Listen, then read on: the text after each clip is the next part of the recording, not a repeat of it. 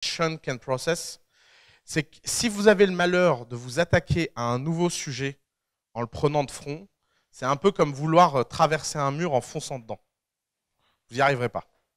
Vous allez prendre le mur de face, vous allez tomber par terre, vous allez avoir très mal, mais vous n'allez pas réussir à se faire. Et la seule façon de traverser un mur, c'est de le couper en briques et de le détruire. Et la première phase d'apprentissage que vous puissiez avoir, c'est de ramener le domaine que vous voulez apprendre à son expression la plus simple et de commencer par cette brique. Si vous n'avez pas un sens du détail, si vous n'avez pas un sens de quels sont les fondements qui existent derrière ce que vous essayez d'apprendre, vous allez vous heurter en fait à l'impossibilité d'emmagasiner toute l'information d'un coup. Et ce qui va se passer, c'est qu'au fur et à mesure, vous allez devenir expert dans un domaine, vous allez processer l'information de plus en plus vite.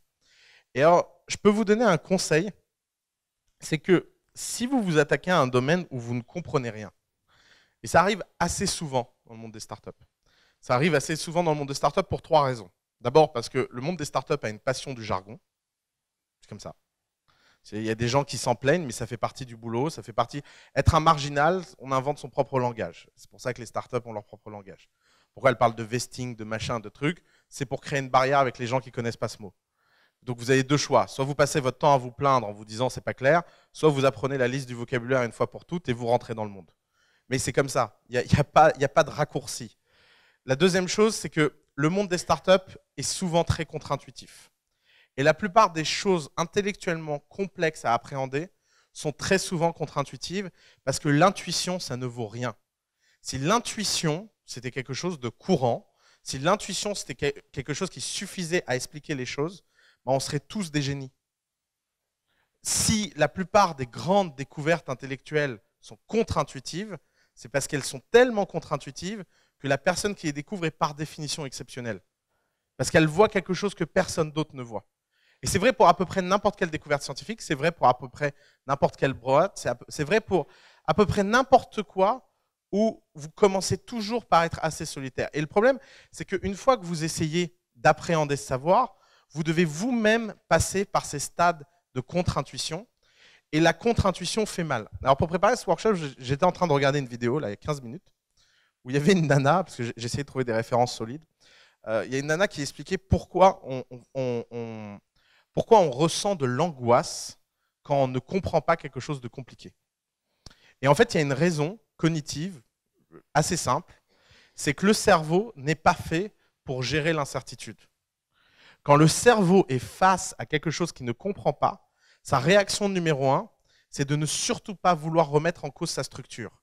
Or, la seule façon de comprendre quelque chose de contre-intuitif, c'est de recabler votre cerveau. Vous pouvez imaginer votre cerveau comme des câbles dans des trous, et que quand vous apprenez quelque chose de contre-intuitif, vous enlevez d'un trou et vous mettez dans un nouveau trou.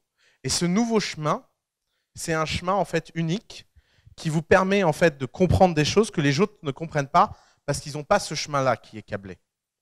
Or, ce process-là, dans le cerveau, il fait mal.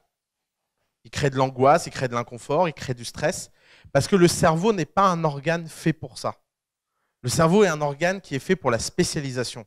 Et il est fait pour être connecté à vos sens. Or, la plupart du temps, la contre-intuition vient du fait que c'est contraire à vos sens. Une histoire que je raconte très souvent, parce que pendant des années, ça m'a fasciné. Je ne sais pas si vous savez, mais quand on regarde le trajet de Mars, je ne sais pas si vous avez fait ça quand vous étiez petit, regardez dans le ciel le trajet des planètes, mais Mars fait quelque chose de très particulier, c'est qu'elle retourne en arrière. Je ne sais plus à quel mois, mais il y a un mois où en fait Mars s'arrête, recule et repart. Et en fait, pendant des années, on a essayé d'expliquer ça et ça a donné le fameux système de Ptolémée, qui est une explication à pourquoi Mars revient en arrière. Alors je vous épargne les explications ésotériques, du genre les anges une fois par an sont vexés, soufflent dans l'autre sens, etc. Puis en fait, un jour, on a compris que le problème, c'est que c'est pas le centre de l'univers, c'est pas la Terre, le centre de l'univers, mais c'est le Soleil, et que Mars et la Terre tournent autour du Soleil, mais pas à la même vitesse.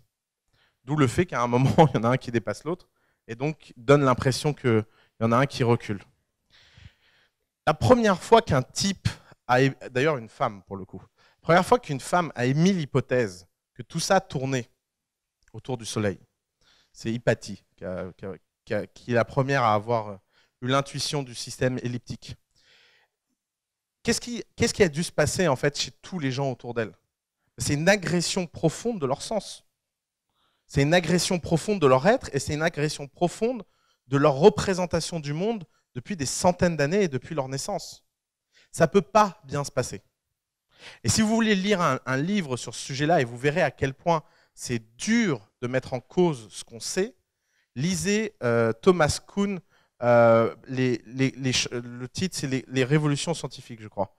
Mais c'est un livre qui est écrit sur les changements de paradigme et qui montre qu'en science, la seule façon de changer de paradigme, c'est que tous les scientifiques du paradigme précédent soient morts.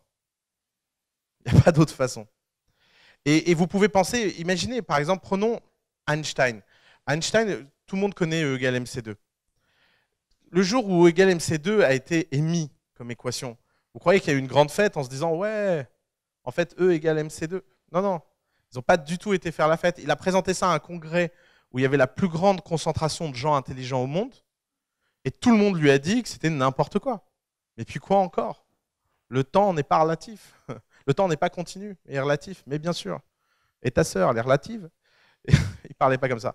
Mais c'est ce genre de situations sont des... Hugo, rigole pas parce que quand tu rigoles, tu me fais rire.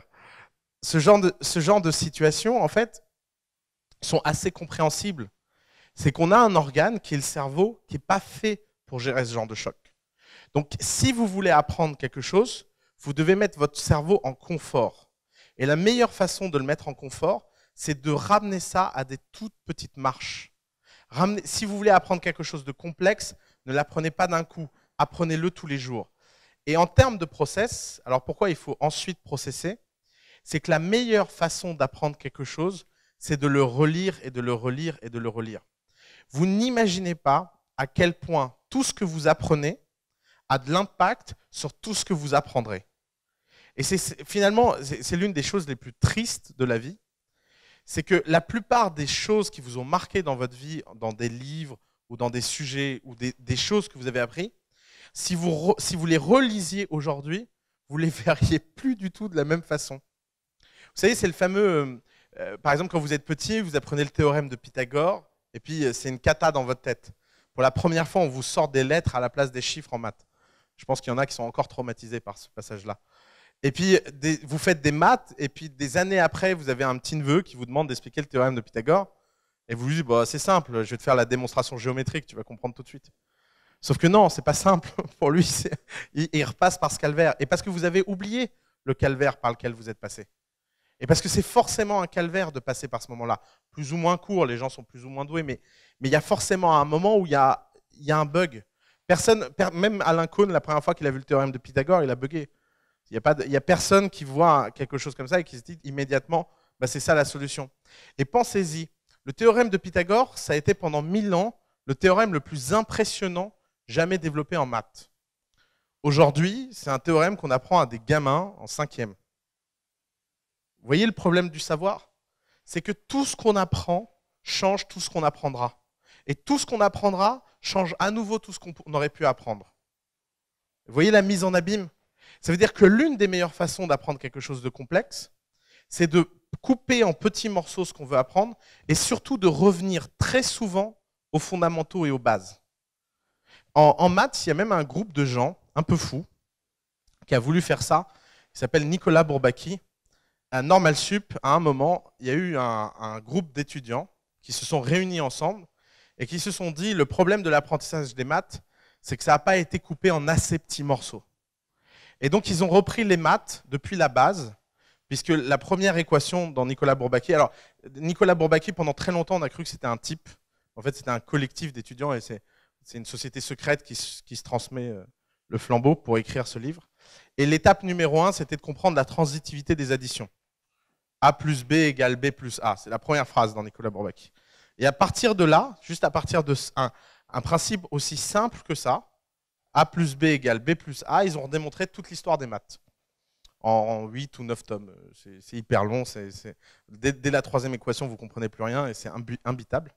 Mais là où l'effort est incroyable, c'est qu'ils ont vraiment essayé de ramener l'ensemble du savoir dans une pyramide construite et rationnelle. Mais le problème de ça, c'est que l'apprentissage ne fonctionne pas comme ça. L'apprentissage, c'est pas que vous commencez par apprendre la transitivité des additions, puis ensuite vous passez aux identités remarquables, et puis grâce à ça, vous allez bâtir votre savoir géométrique qui va vous permettre de comprendre l'algèbre. Ça ne fonctionne pas comme ça.